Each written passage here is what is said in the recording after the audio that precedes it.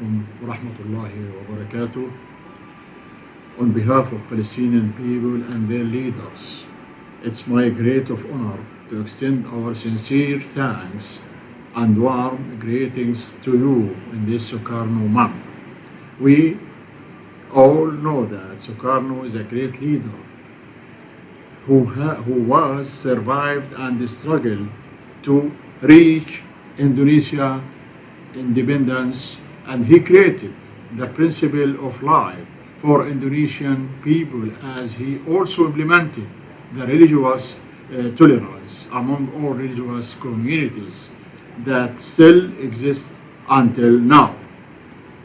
On the point of view of the Palestinian people, Sukarno is a strong and a great leader who proved his presence and the humanitarian issue, which is the most important issue for Palestine.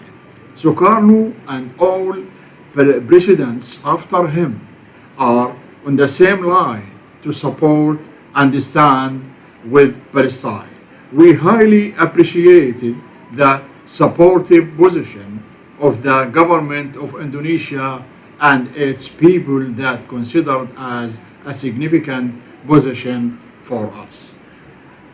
And for the young people, let me say that you are the hope of society in the future, and you have a future to advance your country. So you have to learn more and more to increase your knowledge and experience and ability. Thank you very much. Wassalamu alaikum wa rahmatullahi wa barakatuh.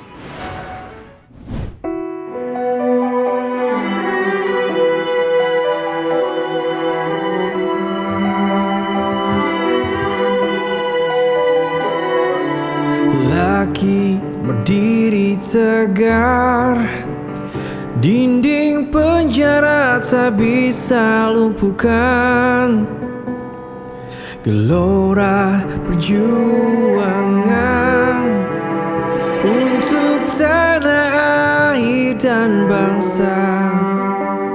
Semaikan mimpi, tebarkan cita-cita, merdeka sejati takkan pernah musnah. Karena takkan pernah redup, tetap menyala di dalam jiwa. Bung Karno takkan pernah mati, selalu hidup di dalam hati. Bung Karno takkan pernah sayu, tetap bergema dalam dada.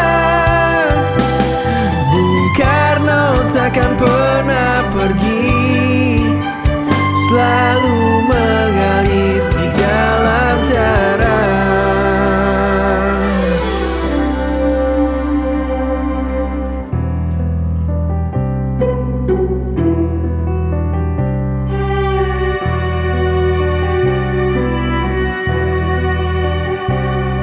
Lelaki berdiri tegar, negeri pengasingan takkan bisa lemahkan api perlawanan untuk rakyat Indonesia. Semaikan mimpi, tebarkan cita-cita, merdeka sejati takkan pernah musnah. Bung Karno takkan pernah redup, tetap menyala di dalam jiwa. Bung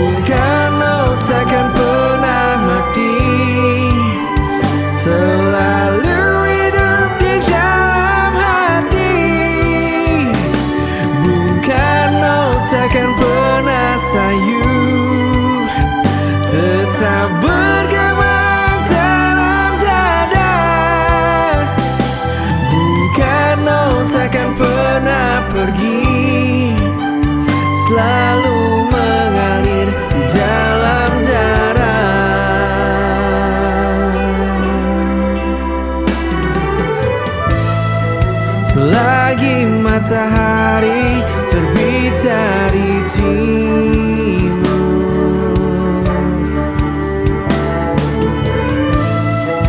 Takkan luntur setiaku padamu.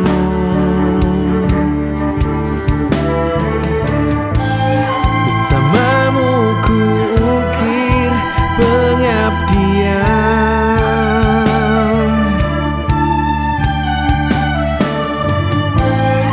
karena kau Bung Karno, Bapak bangsa.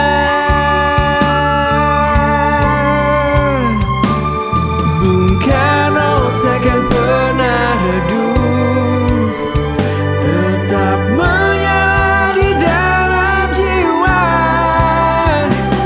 Bung Karno takkan pernah mati, selalu hidup di dalam hati. Bung Karno takkan pernah sayu, tetap bergema dalam dada. Bung Karno takkan pernah pergi, selalu mengalir di dalam darah.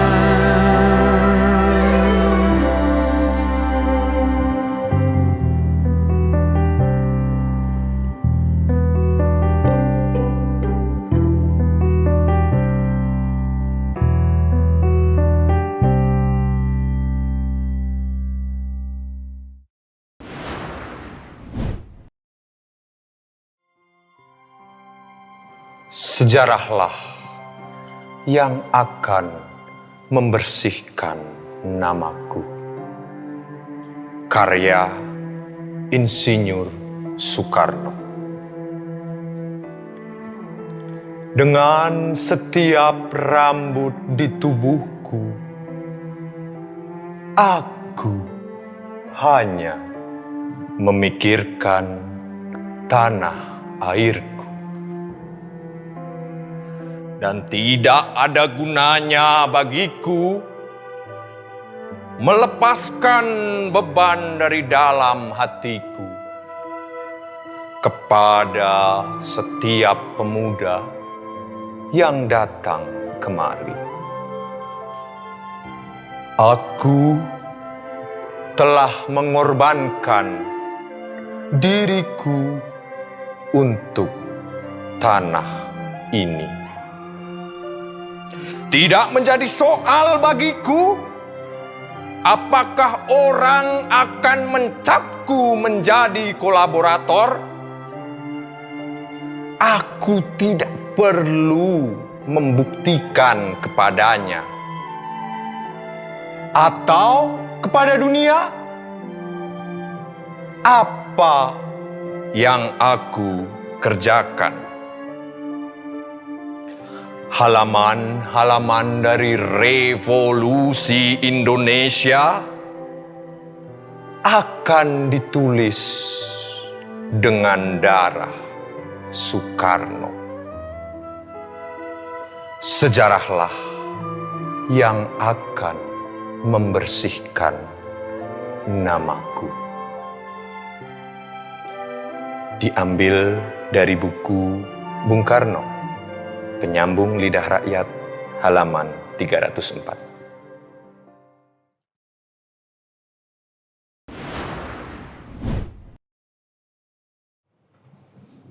Assalamualaikum warahmatullahi wabarakatuh. Salam sejahtera untuk kita semua. Selamat sore Sobat BKN. Kita jumpa lagi di talk show Bung Karno Series. Jadi selama bulan Juni ini akan hadir menemani sore hari Anda dengan banyak cerita tentang Bung Karno. Kali ini Anda akan ditemani dari Rumah Budaya BKN Pusat PDI Perjuangan bersama saya Niko Siahaan, dan kita akan mengambil tema Bung Karno dan puisi. Bersama saya sudah hadir Bung Garda Maharsi, penggemar sastra. Selamat sore Bung Garda. Selamat sore. Selamat sore, mantap sekali suaranya ya.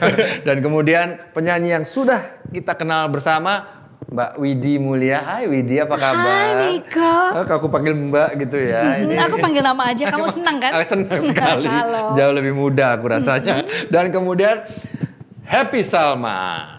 Seorang seniman kita. Halo, Happy apa kabar? Baik, sehat, alhamdulillah. Alhamdulillah. Selamat datang. Terima kasih. Jadi Bung Karno dan puisi sudah dibuka tadi oleh Garda, ya kan?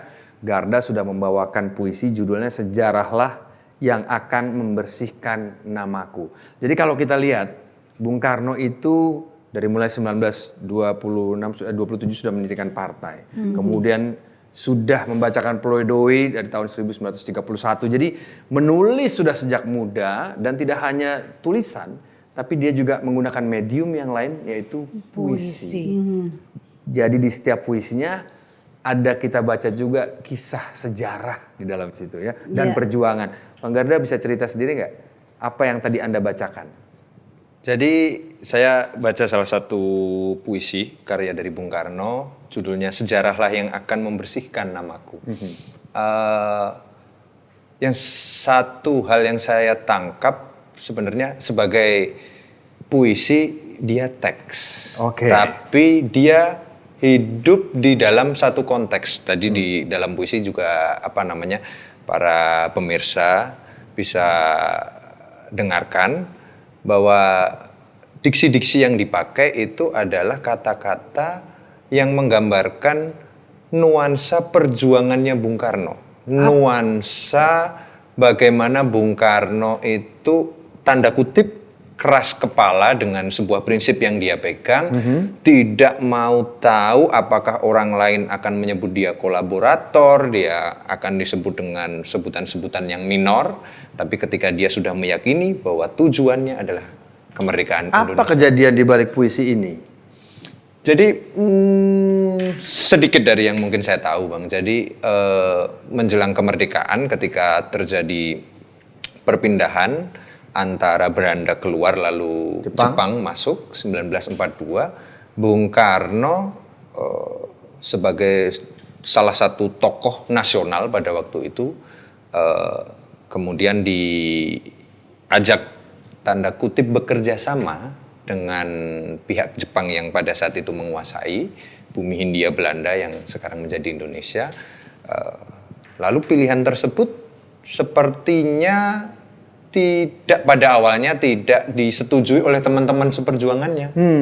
Nah, Bung Karno mendirikan Pembela Tanah Air, kemudian Bung Karno mengambil sikap untuk bernegosiasi langsung bahkan ke Jepang bertemu dengan Kaisar, dan sepertinya ada beberapa komponen para pejuang pada saat itu menyatakan sikap untuk berbeda. Dianggap itu bukanlah pilihan yang tepat untuk bekerja sama dengan Jepang yang dianggap notabene sebagai musuh gitu. Orang mencapku kolaborator katanya begitu. Betul. Apakah orang mencapku kolaborator? Tapi jelas di bawah halaman-halaman dari Revolusi Indonesia akan ditulis dengan darah Soekarno. Sejarahlah yang akan membersihkan namaku. Luar biasa. Jadi dia tetap dengan pendiriannya, dia yakin apa yang dikerjakan adalah hal yang benar. Terima kasih Mas Garda sudah membacakan baik sekali. Ada kesempatan kemudian ini juga Sarinah. Iya. Wah, ini ada bukunya nih sendiri. Sempat saya baca bagaimana Bung Karno itu menghargai posisi wanita, perempuan. Dia tahu dari zaman dahulu, dari zaman baheula ini selalu jadi masalah. Itu nanti mau dibacakan ya? Iya, nanti akan dibacakan. Mau cerita sekarang apa nanti? Terserah. Oh, nanti aja ya? Iya, boleh. Oke, boleh kalau gitu. Sekarang kita akan simak sama-sama puisi Sarinah. Sarinah.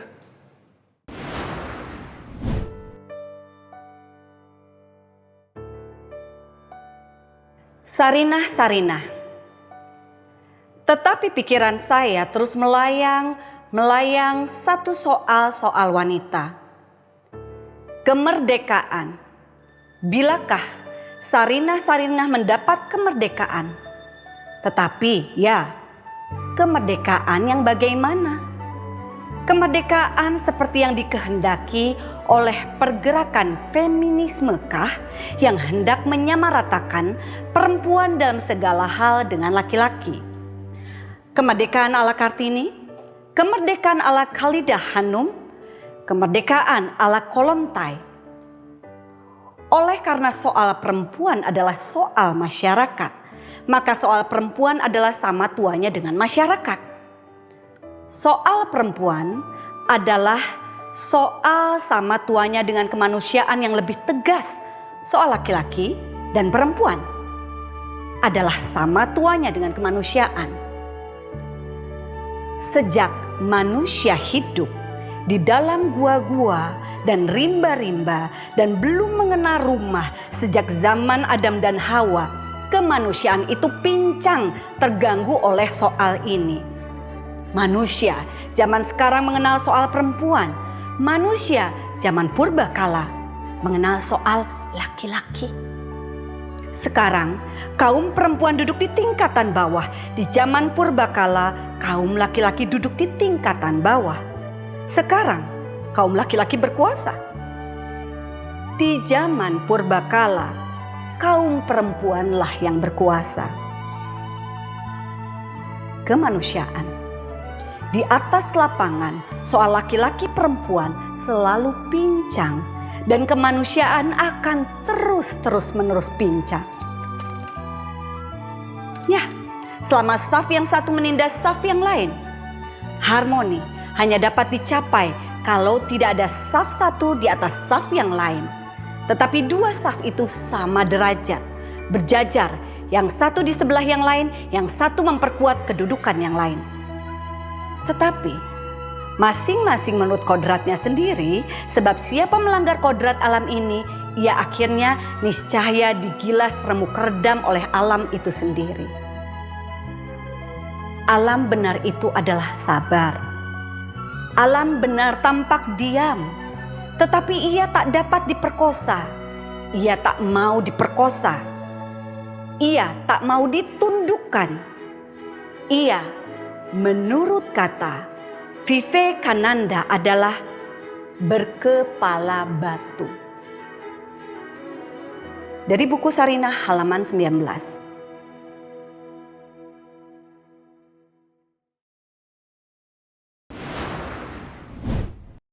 Kita beri sambutan yang hangat, Sarinah oleh Happy Salma. Terima kasih. Jadi saya bisa dapat rasanya ketika Bung Karno menuliskan puisi ini, Sarinah.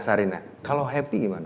Jujur membacakannya agak sulit juga ya, membutuhkan nafas yang panjang juga karena yang disampaikan itu begitu banyak, juga banyak metafor di sana. Betul. Dan saya membayangkan seorang Soekarno pada zaman itu mungkin Republik ini belum terbentuk atau memang masih baru, Nusantara ini juga masih muda ya. Tapi bahasa Indonesia sebagai bahasa persatuan kan masih kinyis-kinyis, masih muda ya, masih muda. ABG. Tapi seorang Soekarno bisa punya pandangan, wawasan, pemikiran, kosakata yang begitu luas dan juga wawasan-wawasan internasional yang begitu variatif sehingga kita bisa melihat bagaimana pandangan seorang Bung Karno tentang perempuan-perempuan yang seharusnya itu seperti apa. Betul gitu. sekali. Dan ini dicatat berapa puluh tahun yang lampau dan sedang ini masih relevansi di zaman sekarang. Bahwa posisi perempuan di beberapa tempat masih juga mengalami hal-hal yang dikhawatirkan dan diperjuangkan dan disampaikan oleh Bung Karno. Luar biasa banget. Diambil dari buku Sarinah yang waktu itu memang ditulis di Jogja ketika dia banyak bertemu dan setiap 2 minggu memberikan kursus, diawali dengan sebuah pertanyaan. Tetapi pikiran saya terus melayang-layang satu soal wanita. Iya. Ya kan?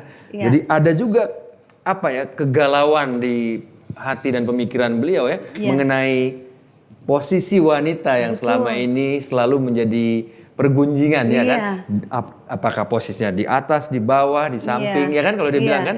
Dalam kata-katanya juga disempel di bawah bahwa kemanusiaan akan terus pincang selama saf yang satu menindas saf yang lain. Iya, betul. Ya.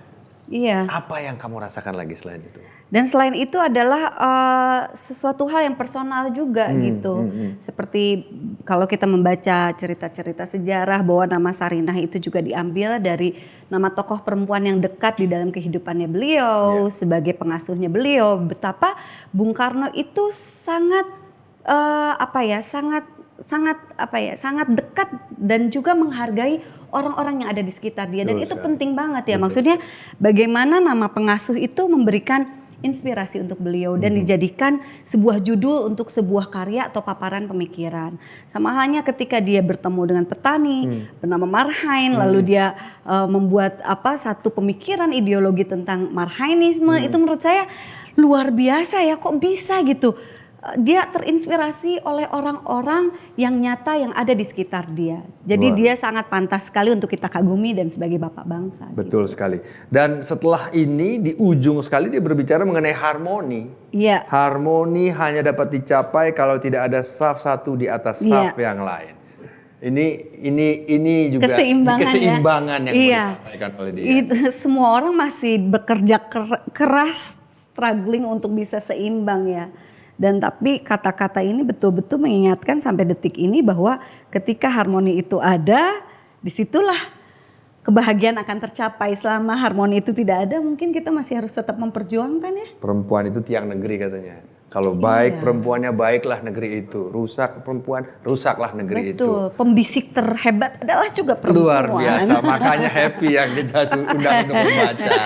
Thank you. Dan sekarang gilirannya Widi. Oh iya. Nah, kan Widi akan dinyanyikan? Ini puisinya. Saya baru nanya, dia jago BKN banget bikin? loh. Bikin dong ya, kita musikalisasi puisi Bung Karno. Boleh dong. Widi Mas ini. Bimo, Loh. catat ya. Widi ini Out ya, out of penulis dia itu pembaca puisi yang bagus. Dia aktingnya luar biasa. Terima kasih, Happy. Ya. Bener loh. Kalau ada tulisan call me, text me. Jadi selama ini kita mengenal bagaimana harmonisasi yang dibawakan oleh Widi dalam bernyanyi. Dan itu juga akan dibawakannya dalam puisi yang hari ini juga luar biasa. Ini dikantongi oleh Tuhan.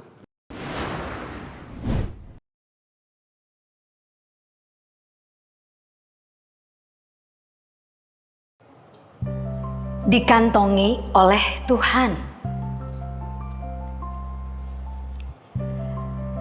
Tatkala ibumu masih perawan, bapak masih perjaka. Lantas kita menjawab, "Yah, kami waktu itu dikantongi Tuhan." Dikantongi oleh Tuhan. Maka pada satu saat Tuhan ini ingin menggumelarkan kita ke dunia. Bagaimana caranya? Apa diambil kantong Tuhan? Kemudian dijatuhkan dari langit? Tidak.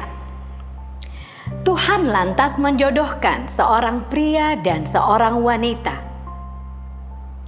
Tuhan yang menjodohkan. Saya tempo hari berkata, jodoh itu adalah hak Tuhan. Mati hak Tuhan. Jodoh hak Tuhan. Lahir hak Tuhan. Tuhan menjodohkan seorang pria dan seorang wanita. Pria dan wanita ini, kataku, jadikan dapur dari Tuhan. Dapur untuk menggumelarkan kita di dunia. Nah, kita diprocotkan tidak di langit, tidak di laut, tetapi diprocotkan di tanah air ini. Yang dari tanah air inilah kita, saudara-saudara, dapat makanan. Yang dari tanah air inilah kita dapat minuman. Yang dari tanah air inilah kita menghirup hawanya yang segar. Pendek kata, tanah airlah tempat kita dari masih bayi merah itu tumbuh menjadi manusia yang dewasa sekarang. Karena itu, maka lantas aku mengambil konklusi. Hai manusia, cintailah Tuhan yang dulu mengantongi engkau. Cintailah ibu, bapakmu, dapur yang dibuat Tuhan untuk menggumelarkan engkau. Cintailah tanah air yang di tempat itu engkau dapat minum, makan, dan lain sebagainya. Insinyur Soekarno dari buku Ilmu dan Perjuangan halaman 111.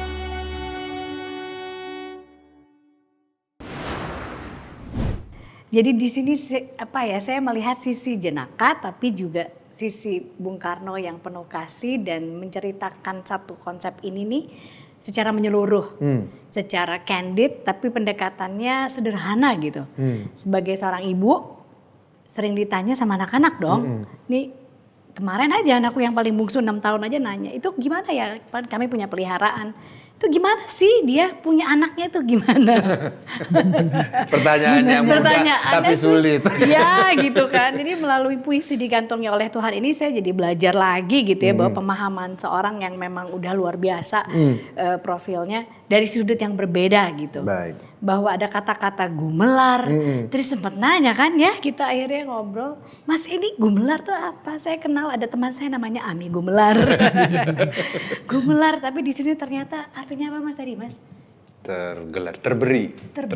Atau apa given ya? Ya given. Ada gumelar. Lalu mendadak itu kan keren ya, gumelar. Mendadak tiba-tiba ada kata procot gitu.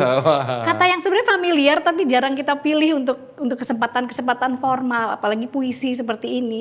Tapi ya memang seorang seniman sejati ya. Jadi aku lihat Bung Karno nggak mempermasalahkan estetika kata yang bagaimana gitu. Memang dia seorang yang lugas. Tapi juga kok pantas-pantas aja gitu diceritain. Kok ada procot gitu ya? Iya, kalau kita baca. Terus setelah digumilarkan, loh kok ada procot di situ ya kan? Itulah seorang seniman ya. Itu seorang seniman ya. Sejati. Apa yang ada itu yang dikeluarkan, sepertinya orangnya juga spontanitasnya tinggi sekali, Bung Karno di sini ya. Tapi di ujung itu sekali lagi ini dari buku Ilmu dan Perjuangan, setelah bicara mengenai waktu itu kamu masih dikantongi oleh Tuhan, di ujung pendek kata, tanah airlah tempat kita dan masih bayi merah itu. Jadi Gongnya. baliknya ke tanah tumpah darah lagi, ya kan? Cerdiknya ya, bahwa itu hal yang sederhana tapi itu hal yang sangat prinsip. Itu hal yang mengingatkan kita kembali ke asal usul. Tapi dengan cara yang menurut aku jenaka gitu, bahasa ringan, bahasa yang masuk ke dalam hati kita gitu. Nice. Dan dibilang, maka lantas aku mengambil konklusi, hai manusia, cintailah Tuhan yang dulu mengantongi engkau, cintailah ibu bapakmu, dapur yang dibuat Tuhan. Jadi setelah Tuhan, nah ini manusia yang selama ini adalah dititipkan Tuhan juga, dititipkan kita ke Tuhan, dititipkan kita oleh Tuhan, ya kan? Jadi hormati orang tua kita. Yes. Setelah itu kembali mencintai dapur untuk mengularkan, cintailah tanah air yang di tempat itu engkau dapat minum, makan dan lain sebagainya. Dan balik-balik di cinta sini tanah air. betul ketegasannya dia tapi tetap terlihat walaupun lembut tapi tegas ya. Bahwa di sini ada beberapa pesan yang diulang ya. Kalau di sini kan ya diulang nih kayak misalnya tadi itu dikantongi oleh Tuhan itu kan dia bilang. Terus bahwa mati hak Tuhan, jodoh hak Tuhan, lahir hak Tuhan. Demikian juga pada saat dia mengulang tentang tanah air kan. Yang dari tanah air inilah kita, saudara-saudara dapat makanan. Yang dari tanah air inilah. Jadi dia benar-benar sebenarnya Kamu harus tahu diri gitu iya, bahwa ini kembali lagi ke tanah air kita lagi. Gitu, mengingatkan. Jadi memang dengan berbagai cara yang indah Bung Karno ini benar-benar menyentuh hati kita. Dan menanamkan nasionalisme itu, betul cinta tanah sekali. air itu.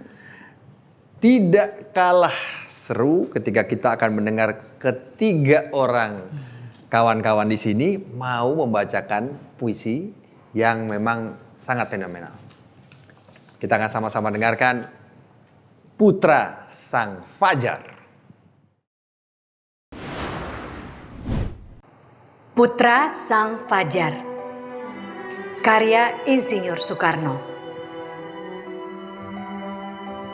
Abad ini adalah suatu zaman di mana bangsa-bangsa baru dan merdeka di benua Asia dan Afrika mulai berkembang.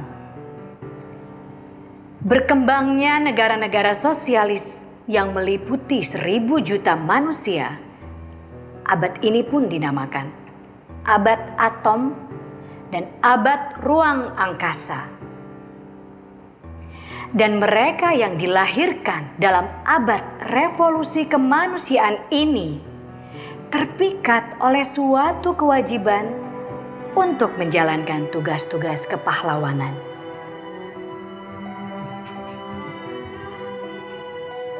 Hari lahirku ditandai oleh Sarba 6.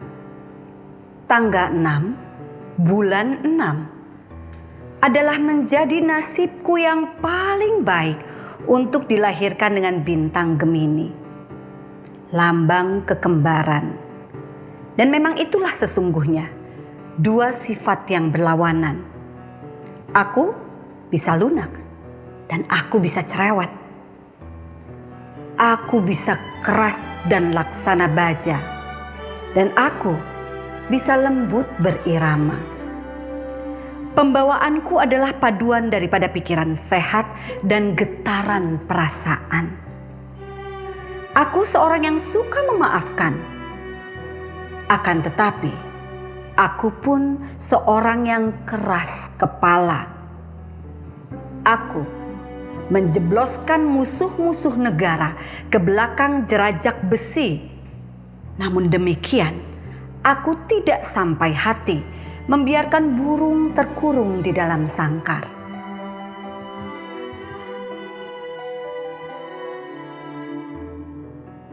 Aku menjatuhkan hukuman mati.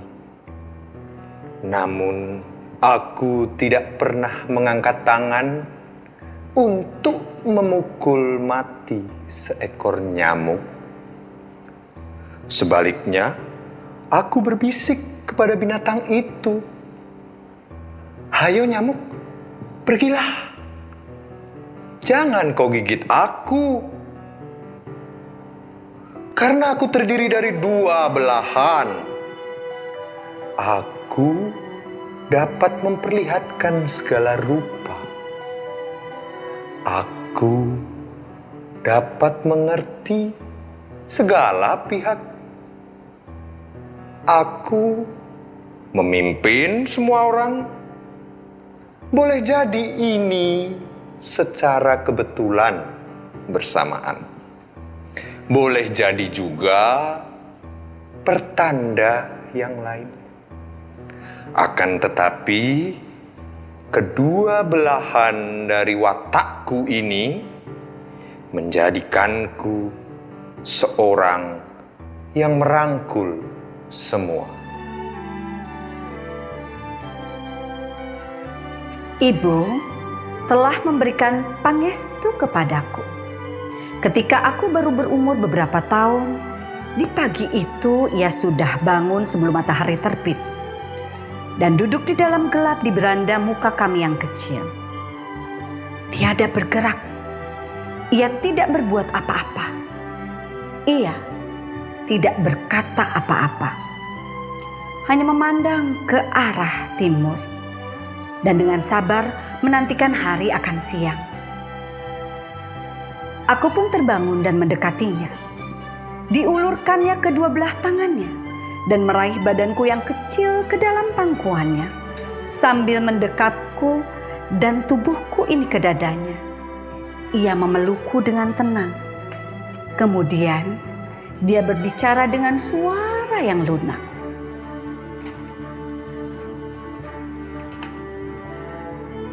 Engkau sedang memandangi fajar, nak. Ibu katakan kepadamu, kelak engkau akan menjadi orang yang mulia. Engkau akan menjadi pemimpin dari rakyat kita. Karena ibu melahirkanmu jam 5:30 pagi, di saat fajar mulai menyingsing. Kita orang Jawa mempunyai satu kepercayaan bahwa orang yang dilahirkan di saat matahari terbit, nasibnya telah ditakdirkan terlebih dahulu. Jangan lupakan itu. Jangan sekali-kali kau lupakan, nak, bahwa engkau ini putra dari Sang Fajar.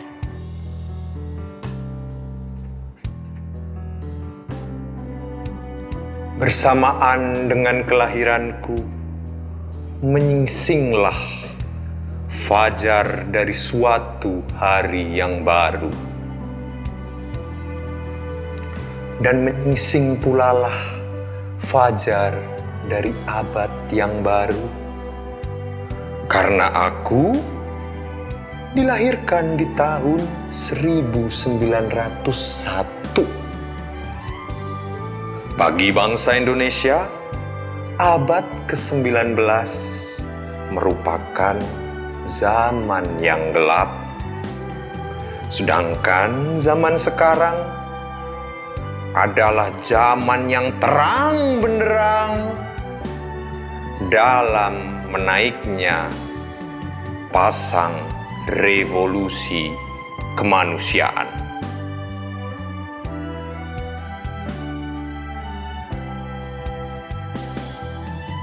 Masih ada pertanda lain ketika aku dilahirkan.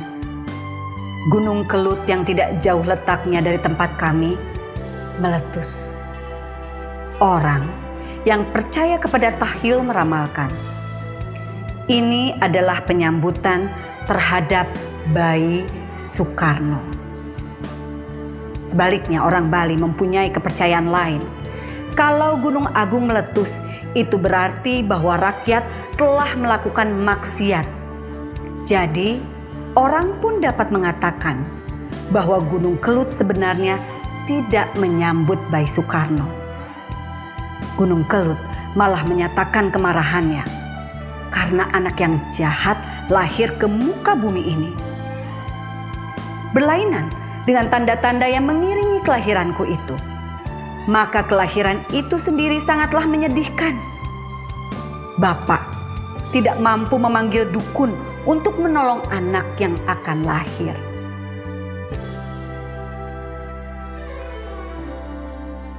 Keadaan kami terlalu ketiadaan. Satu-satunya orang yang menghadapi itu ialah seorang kawan dari keluarga kami. Seorang kakek yang sudah terlalu amat tua. Dialah, dan tak ada orang lain selain orang tua itu yang menyambutku menginjak dunia ini. Dari buku Bung Karno, Penyambung Lidah Rakyat, halaman 24, 25, 26.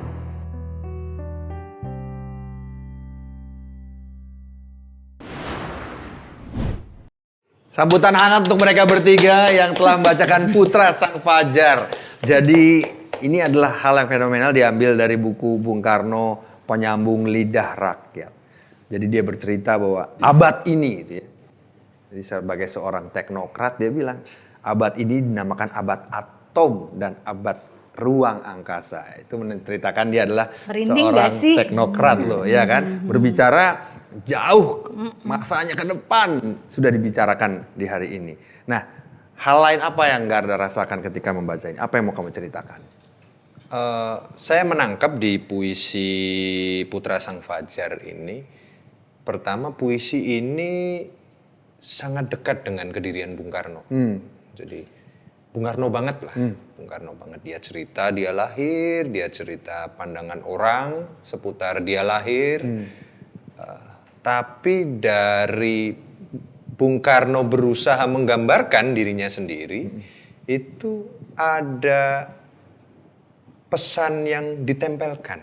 Ada pesan. Pesannya bahwa Bung Karno lahir di tanah Indonesia, Bung Karno lahir dikelilingi oleh keluarga, dikelilingi orang-orang terkasih orang Indonesia, dan Bung Karno hidup di dalam lintasan sejarahnya Indonesia, dan justru karena Bung Karno mencintai dirinya, mencintai keluarga, dia mencintai bangsa Indonesia. Saya sebagai sesama Gemini merasakan sesuatu getaran yang sama.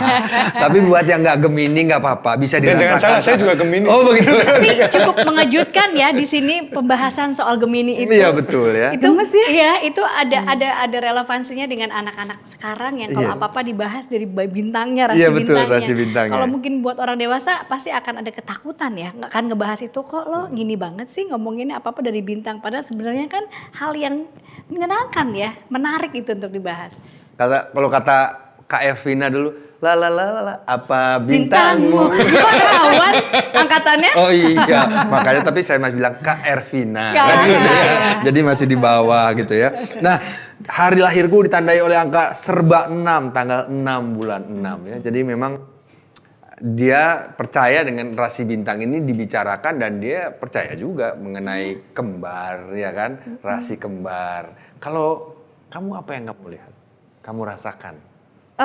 Tadi nyambung dari Widi ya, memang bahasanya dan apa yang dia bahas itu akan punya relevansi untuk anak-anak sekarang juga gitu, ketika menilai diri sendiri. Tapi Iya. ada satu hal yang menarik adalah ternyata Bung Karno itu tuh dia menilai dirinya sangat manusiawi gitu. Iya. Sebagai manusia yang punya dua sisi selalu, multi interpretasi, nggak ada yang mutlak betul dan tidak ada yang pasti salah Iya. gitu. Jadi dia tidak mengkultuskan dirinya, dia selalu juga seolah dalam teks ini di Putra Sang Fajar itu dia menyampaikan bahwa manusia itu tuh selalu ada dua sisi ya, memang begitu manusia Iya, gitu. Itu yang menarik Setuju dan ya. itu biasanya ungkapan itu hanya bisa disampaikan oleh orang yang sangat sering melakukan introspeksi. Dan betul. bebas dari insecurities sih. Iya. Oke. Dia Bebas dia sekali. berarti Dia- oke saya dia gini. nyaman dengan dirinya sendiri ya. Sangat dia tidak berakting seperti malaikat, tidak juga berakting sebagai pahlawan kesiangan gitu. Iya. Dia ya manusia aja gitu ya. Gak Dan- memuja dirinya sendiri. Kalau dia mau memuja diri sendiri, diambil aja yang Gunung Kelut. Iya Ya kan? dong. Gunung Dia Kelut, menceritakan dia menceritakan Gunung Agung. Gunung Agung ketika kelahirannya dia ada sesuatu hal yang buruk. Iya, jadi gak usah Iya. dikaitkan sama gunung lah kira-kira Iya. begitu. Jadi intinya manusia selalu ada di dalam dua sisi itu dan selalu ada di Iya. dalam pergulatan manusia gitu. Betul. Menarik ya. Kalau Widi? Kalau dari saya, selain tadi memang dia sebagai manusia, di sini saya mengagumi lagi bahwa dia itu bebas dari ketidaknyamanan diri sendiri Insecurities ya? Insecuritiesnya ya balik lagi nih ke anak-anak muda zaman sekarang atau nggak tahu dah gimana lah. Pokoknya buat saya ini adalah sebuah bukti nyata bahwa profil seorang pemimpin itu memang nggak boleh lari dari akarnya kan. Dia jujur dengan dirinya sendiri, dia ceritakan dirinya secara manusiawi. Yang dilihat bukan hanya asal usul dan akarnya, tapi dia sudah melihat ke depan apa sih yang kita bisa buat. Tuh, Gitu. betul. Dan tadi sempat ngobrol dikit sama Happy, lucu banget ya, begitu customize banget dia memandang sebuah situasi, hal-hal yang dilihat, dan lahirlah itu dari mulutnya, dari tulisannya, itu menjadi sebuah karya seorang seniman yang indah gitu, Organik. sangat organik. Iya. Kayak ada yang tadi saya baca gitu, dia bilang kan sederhana sih, dia bilang keadaan kami pada saat waktu kelahirannya terlalu ketiadaan. Itu kan saya belum pernah dengar sih kayak Iya. gitu ya kan, maksudnya nggak berada jelas, keadaannya ya begitu saja dari ketiadaan gitu. Dan yang paling penting adalah itu ujungnya, dia nggak merupakan asal usulnya Betul sekali. gitu. Keadaan kami terlalu ketiadaan. Terlalu ketiadaan. Satu-satunya orang yang menghadapi itu adalah seorang kawan dari keluarga. Jadi kembali ke kesederhanaan itu. Iya. Jadi setelah dia bercerita bagaimana dia bisa dia bisa tegas sebagai seorang pemimpin, tapi di lain hati adalah Akhirnya. sangat lembut ya kan, sebagai seorang pria, sebagai seorang manusia. Pada akhirnya dia bilang, saya orang yang dulunya tidak siapa-siapa. Kesederhanaan yang dia mau tunjukkan di ujung Putra Sang Fajar ini. Supaya orang jangan jadi dengan Putra Sang Fajar mengkultuskan, oh Putra Sang Fajar bukan Gunung Kelut, Gunung Agung juga ini kan gitu. Pencerita yang ulung banget Iya, ya. luar biasa. Iya. Nggak mungkin lah dia menjadi Iya. apa ya Bapak bangsa. sangat-sangat Dan sangat. gagasan-gagasan besar bisa disampaikan dengan bahasa yang ringan tapi nancep. Dan sampai detik ini kita bisa merasakan Relate, frekuensi ya? energi yang ingin dia sampaikan pada saat itu. Itu Luar yang biasa. Itu keren. bagaimana bisa relate. Nah, mudah-mudahan apa yang kita obrolin hari ini, Bung Karno dan Puisi bisa relate dengan teman-teman dan terima kasih beribu-ribu terima kasih kepada Iya. Epi Salma, kepada Widi Mulia, kepada Bung Garda yang sudah hadir dan bisa sharing dan berbagi rasa mengenai puisi Iya. Bung Karno ini. Ada satu lagi yang ingin saya sampaikan. Ini yang menarik adalah puisi itu adalah ruang diskusi ya. Dan pada detik ini pun kita bisa mendiskusikan seorang Bung Karno dari sisi-sisi yang lain disebabkan oleh ucapannya dia sendiri. Jadi beliau memang visioner luar biasa. Luar biasa. Bayangkan sebuah karya yang usianya sudah puluhan tahun masih bisa kita diskusikan dengan suasana yang milenial, suasana interpretasi yang berbeda-beda. Sekali lagi terima kasih sahabat sobat BKN, mudah-mudahan Anda bisa mendapatkan banyak hal.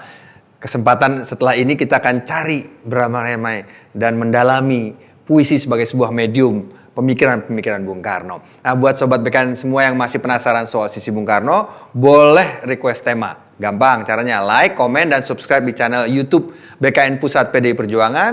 Tulis saja di kolom komentar di bawah ini, pengen tema apa. Oke, Sobat BKN, sampai jumpa lagi di konten selanjutnya. Merdeka! Merdeka!